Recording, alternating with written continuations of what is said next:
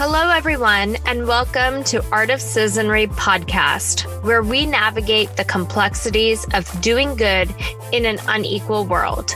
I am your host and in-house educator, Manpreet Kaur Kalra.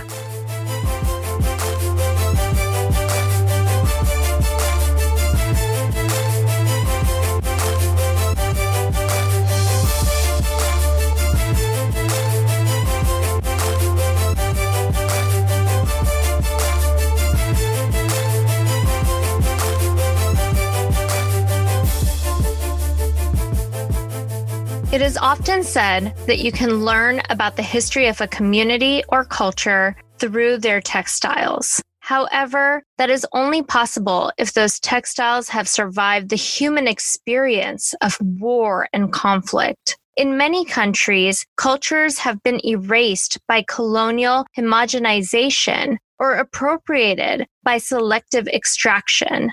During this episode, we explore the impact of colonization on indigenous communities in Colombia, how the legacy of colonization continues to dictate social structures, and its impact on traditional art forms.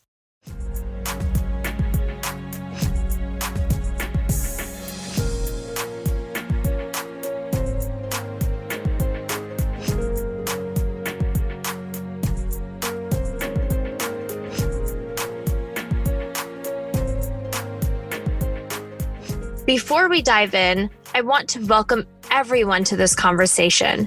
From the social entrepreneurs out there to the fair trade advocates, thank you for taking the time to have these important conversations. With that, let's get started. Today, I am joined by Tatiana Andrea Ordoñez Casallas of Zuhaza, a home textile studio based in Bogota, Colombia. Following an era of intense conflict, which continues to shape and affect Colombia today, Zuhaza seeks to participate in the peacemaking effort to reunite and heal the country through art. Tatiana will be sharing her journey with rediscovering the rich history of her country and how that has influenced the way she approaches her business. Be sure to check out the show notes for accompanying links and resources. Tatiana, thank you so much for joining me today. I'm so excited to have you on the podcast. To start, I would love for you to share with our listeners a little bit about your journey. Thank you so much, Manpreet, for having me here. I love joining you in this conversation.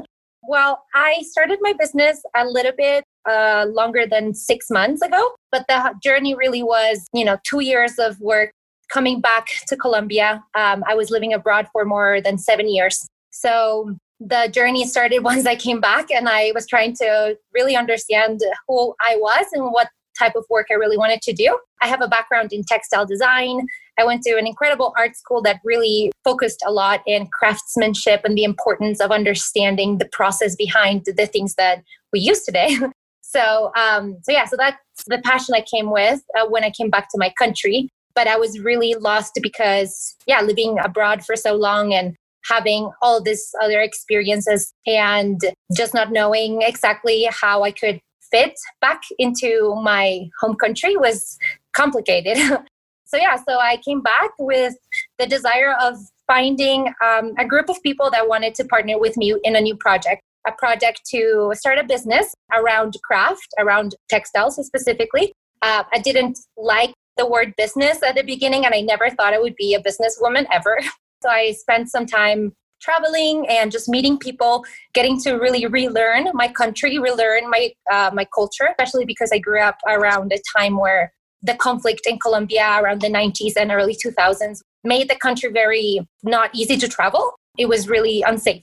So I grew up in the main city of Bogota, and there were a couple places that you go that are touristic, but that's it. Like apart from that, you have zero understanding of who's part of your country. Truly, my passion was also linked to me wanting to know my country and know who lives in it. So that's the way that I kind of started. And I met this incredible group of women that dedicate themselves to spinning, weaving, and making fabric out of organic cotton. They basically just started from sitting us in a table and discussing the ways that we truly envision a different business model, talking about our dreams, talking about where we want to be, talking about where we want our country to be in a couple of years. And that conversation really just sparked joy in my heart, and decided that this was the right people to start this project with. And they also decided that I was the right to collaborate with. Yeah, that's how I started. I feel like that connection really comes out in the name of your business. Can you tell us a little bit about the origins of Zuhaza? The name came after I met the cooperative of weavers that I currently work with. They started to work with me on a couple samples, and we did like 2 weeks of work together. And the experience of working with them, exchanging knowledge, exchanging ideas, talking about our lives, sitting and just drinking a cup of coffee, all of those moments truly made me think like about the name for the business. I really wanted the name to embody what my vision for the type of community. The name is mixed between two words of the Muisca people from the Andean region of Colombia, where I'm from actually. We're located in the Andes, and this group of people lived right in the center. Sadly, they were mostly exterminated, like mostly all of their culture was gone. I think the nostalgia of not knowing really if I'm maybe part of my ancestry is maybe Muisca, like I don't know. Really, that loss of a culture of an entire group of people, thinking about them and taking their language, my and sister, combining them together and making a new word that embodied for me sisterhood. Because it's kind of like thinking about the Muisca people and the sad result of what happened to them and where we are today. We are trying to preserve culture. We're trying to preserve knowledge and ways of living. And our hope is to honor the Muisca with using their word and using the word of sisterhood to truly create a business that is not just about the product that we obviously invest a lot in and we love making it, but it's more about the type of environment we want to create, kind of give a message about what work should be like for people. It's interesting. When we think about the aftermath of colonization, we often fail to acknowledge that whole communities, cultures, and societies have been erased from existence. When you say the Muisca people were exterminated, what exactly do you mean by that? In Colombia, there are many ethnic groups, and there still remained a lot of different indigenous groups around our country, but a lot of them, the main ones that we learn in school, back in the pre-colonial times, the largest groups, let's say in terms of population, you don't see much culture left. And where what I mean about that is that you just learn it in a book and that's it. It's completely gone. It's like, okay, where did they live? Where are their settlements? Where is the art? You see it in glass boxes in museums, and that's it. You read in history that the majority of them either were completely killed in battle by Spanish colonizers, or they were killed by diseases that also the Spanish colonizers brought. Yeah, maybe some people have heritage of the Muisca people, but as a culture, it's completely gone. Like there's nothing that can tell you this is the Muisca people, this is the way we live, this is our food, nothing. It's really disheartening how much history has been lost to war, conflict, and colonization. It makes me think of how, as a global society, we are prone to compartmentalize for the sake of simplification. This need to put people in a box, I feel, can often end up erasing identities, and especially those identities that make us unique. It reminds me a bit of an article you wrote about your first encounter with race when applying for a social security number in the United States when you came here as a student.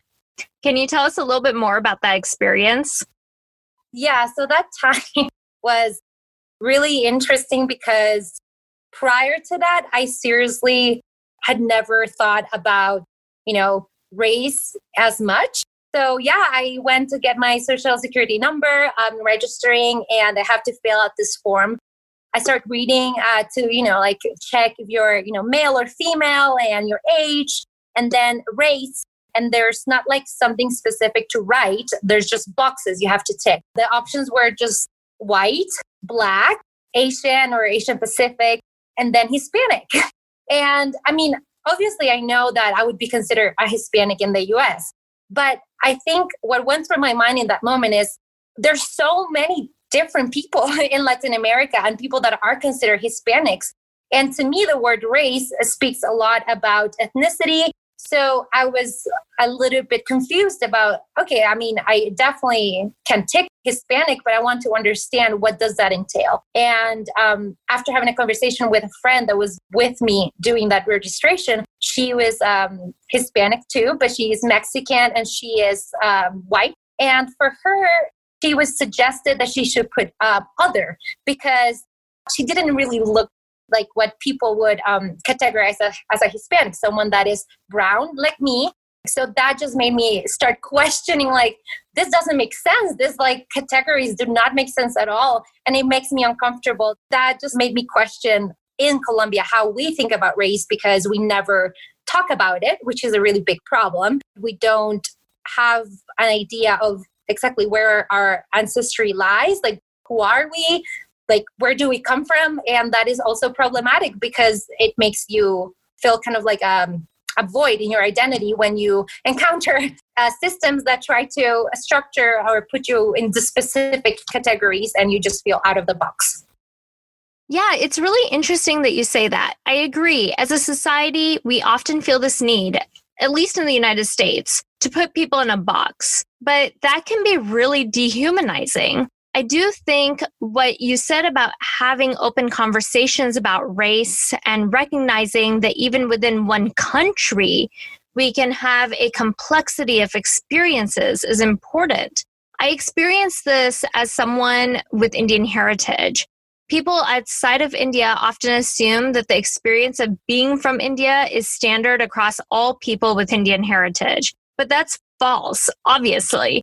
That rejects how within a country, people have different experiences based on a variety of factors, including religion, socioeconomic status, region. I mean, look at the United States. My husband grew up in Michigan, and his experience is vastly different than my experience growing up in California. We also see this often in the social impact space, where we create these single stories of people from countries. And sometimes even continents, right? Like Africa is your classic example of people thinking of Africa as a country, but it's a continent with such diversity of culture. And what that does is it really erases historical context and the rich heritage of the various communities that reside in any given country or continent. This single narrative then reinforces harmful stereotypes. You've talked about how in Colombia, race isn't just about skin color, but wealth distribution too. Can you touch on that a bit? So when I started to talk about a little bit of the context of race and class, I realized that in Colombia, they're so intertwined. It's not necessarily that someone that is of a darker skin like me would immediately face racism. It has to do a lot with your wealth. I started to look at just the nation and to see where in the nation where the Afro-Colombians were located and the indigenous populations were located, our minorities. Sadly, the Afro-Colombians are located in some of the most poor regions in our country. To give people an understanding of Latin America, we have the highest index of inequality. So when I say that you are in an impoverished area compared to a wealthy area, the gap is enormous. It means that someone can, afford mansions and a lot of education and live very comfortably compared to literally struggling with malnutrition, very, very basic needs not being met. So with that in mind, 85% of Afro-Colombians in the Chocó region, which is one of the poorest in the country, they live in that specific area that is affected the most in terms of the wealth gap. And then you look at our indigenous populations, and the second most poorest department, we call it region, in the country is all populated by our indigenous communities.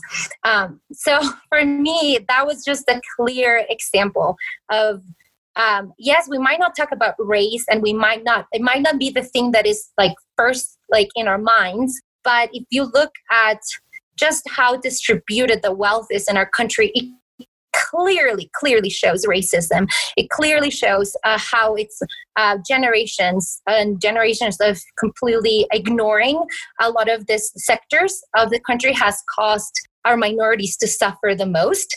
And the worst part of it is that we don't even know. We don't even know what is going on in these places. The lack of information, the lack of coverage. It has to do with a lot of other internal conflicts, but the lack of information that we have of our own people it's just heartbreaking for me. You know, we often talk about racial justice and economic justice as separate entities altogether.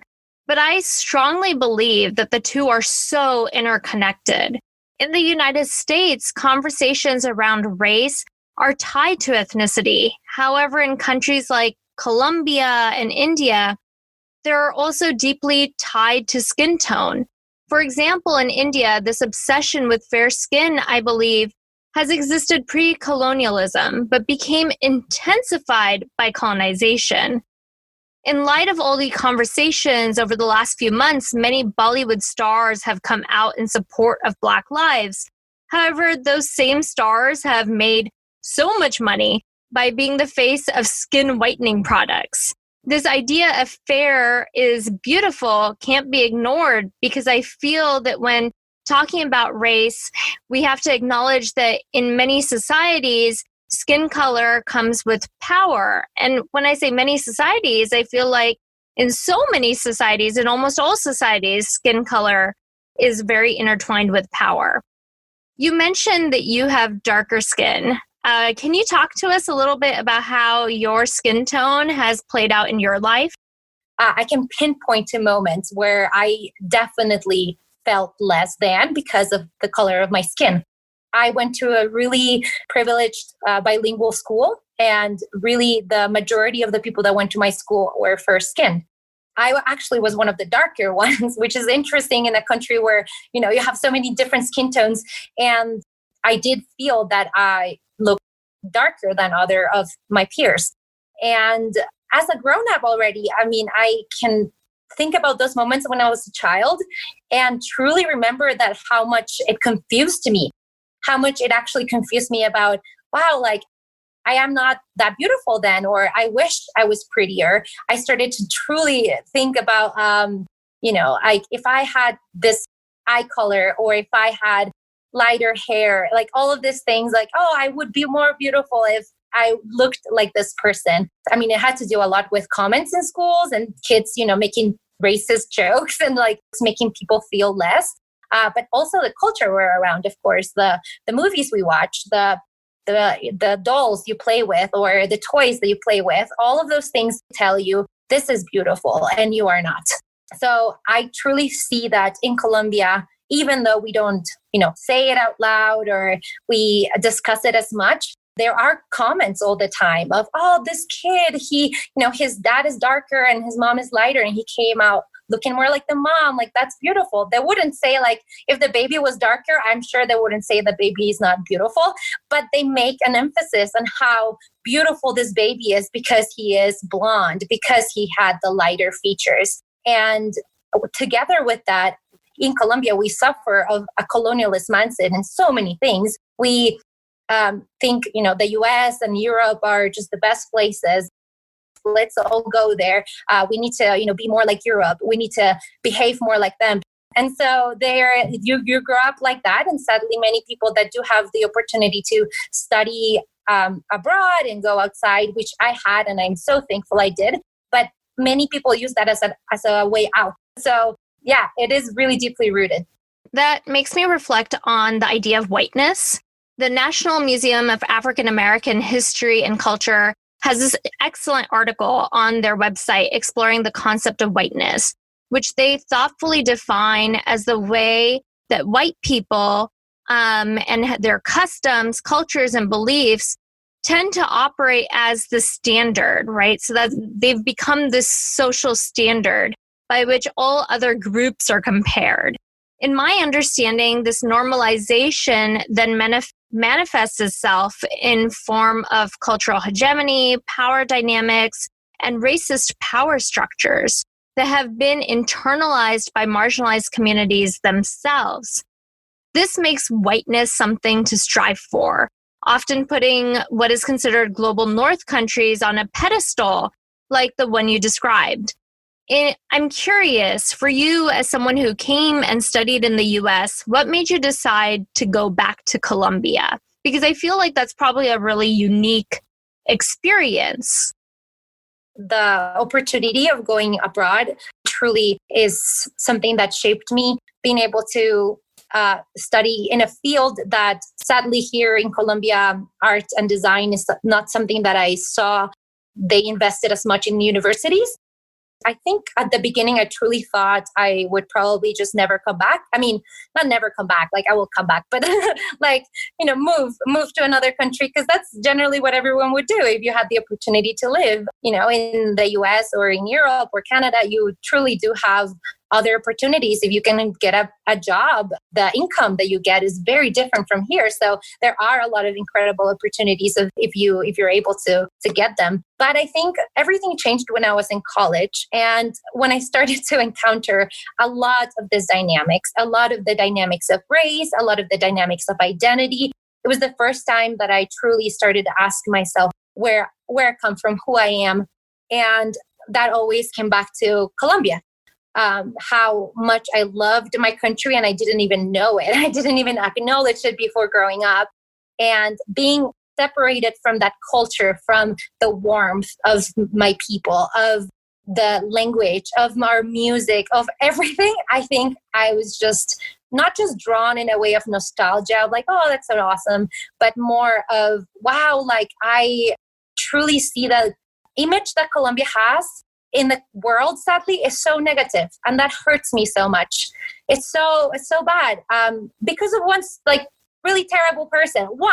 It's very few people that create a stereotype of your country, and so I think encountering those stereotypes and truly saying like, no, my country is so much more than that. Have you ever been to my country? Like, you can't, just make funny jokes about drugs and this, if you've never even experienced Colombia.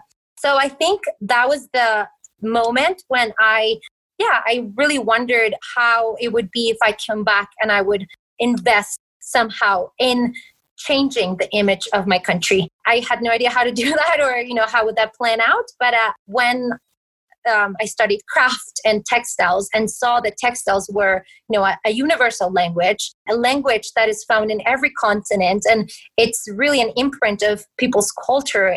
To me, textile is just a beautiful language. And I think through textiles and craft and my love for culture, I started to truly think about the possibility of coming back to Colombia and studying my heritage of textiles and what type of textiles do we have? I know very little of that.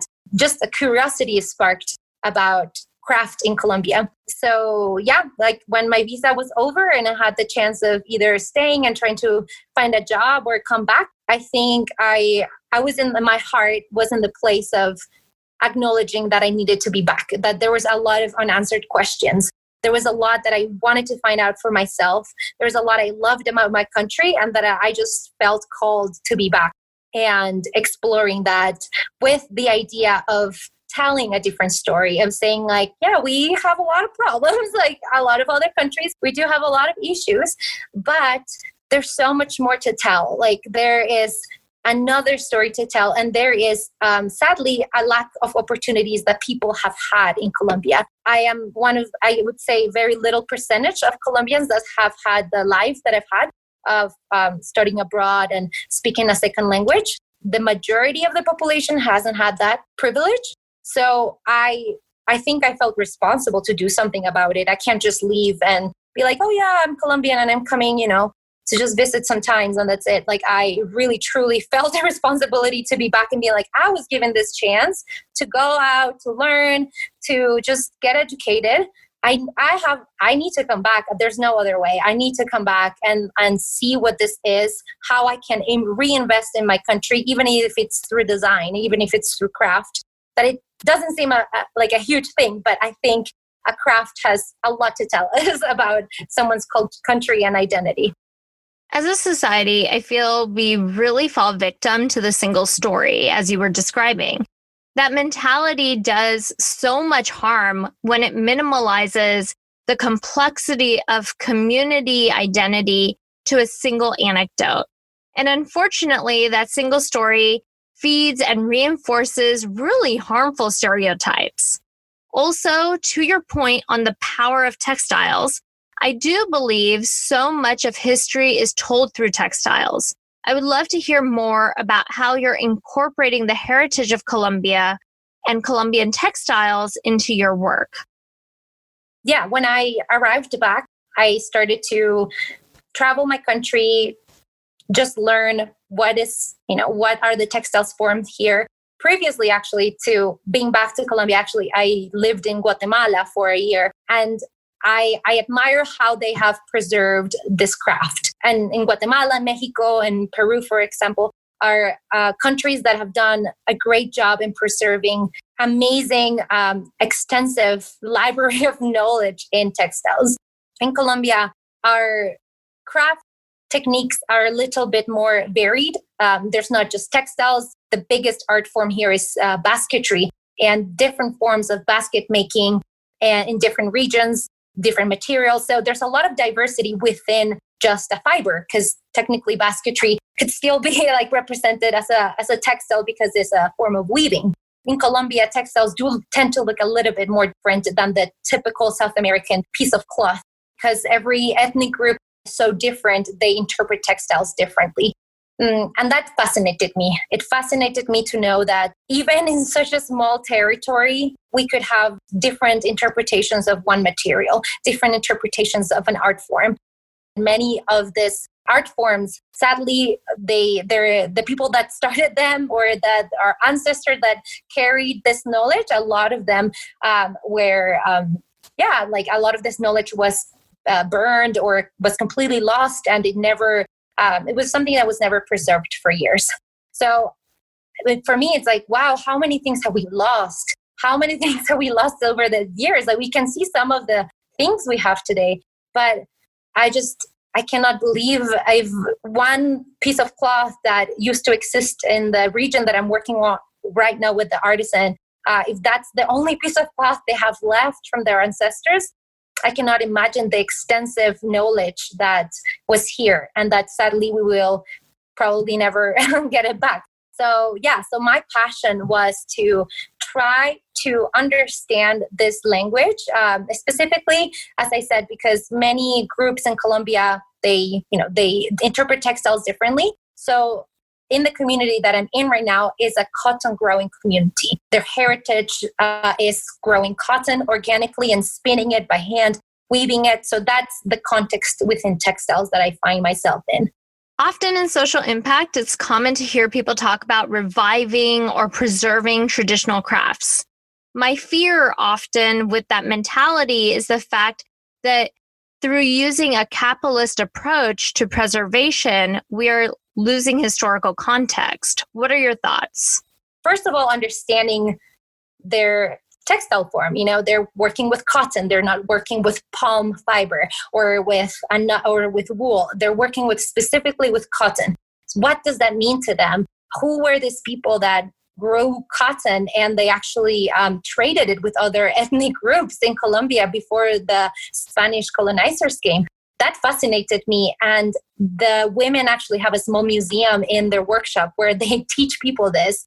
And I thought that was incredible. It was incredible that these ladies are so passionate about their ancestry, and at least the little that they know about it, they want to rescue. They don't want to let it, completely be lost. And it's difficult because we live in a very industrialized world. Things are made very fast and very cheaply overseas. And so making something from scratch, from investing in growing a plant to transforming plant fiber into a textile, that takes time, that takes resources, that it's expensive. It's expensive to make. So for us, mostly starting a business that would create textiles, preserving these art forms, these techniques, was the way to go. Because it's always a debate. I think an internal debate that I have of well, these textiles were never meant to be sold this way. Textiles were always meant to be used by the community, or, the actual meaning of making a textile has changed. And that's the reality that we're in right now. But in order to preserve it, we need to kind of live in this monetary exchange world. So for us, it was the way to go. It was the way of, okay, well, we'll make textiles representing our Colombia in an abstract way, representing who we are, representing our values, and start a business that will create sustainable income so that they can continue living by making this craft, and not just, continue to have an income to make these textiles, but an income that would truly make them know that they are worthy. Like, we are all worthy of having enough to eat, to get dressed with, to give a good education, to even achieve our dreams. Like, that is our goal, to not just cover the basic needs, but I mean, if I was given the opportunity of education and of travel, I cannot say that, you can't have that. Like, who am I to say that? So I think we truly just want to be able to have to take what we have, the knowledge and the history that exists in this region, and be able to tell a story through our kind of more modern textiles that still preserve so much tradition and history, and the soul of who we are is in there. Regardless if it's a pillow or if it's a blanket, we believe that the making of this textile represents preservation of this craft. One of the things that I think about, and I would love your take on it, is when we think about textiles and when we think about, introducing them into this global marketplace, there's this really fine line that we play between cultural appreciation and cultural appropriation. What are your thoughts on that, and how do you navigate that with your business? Oh, my goodness. Yes, it is a really complex world we live in. Yes, I think cultural appropriation is just terrible taste. Like, it's one of the most, I think, irrespectful things you can do to someone and to a community. We see tons of fabrics that have symbols, that have print, that is sacred to many cultures, that has a history, using it just to profit the ones that are controlling the company and abusing the ones that, that you're stealing this from, actually. So it is really complex. And when I started the business and when I came to Colombia, I struggled to really, I was a little bit scared of going into it, because it is it's a fine line, I think. It's a fine line between someone really taking something that's not yours and profiting from it, and being able to elevate, to tell a story.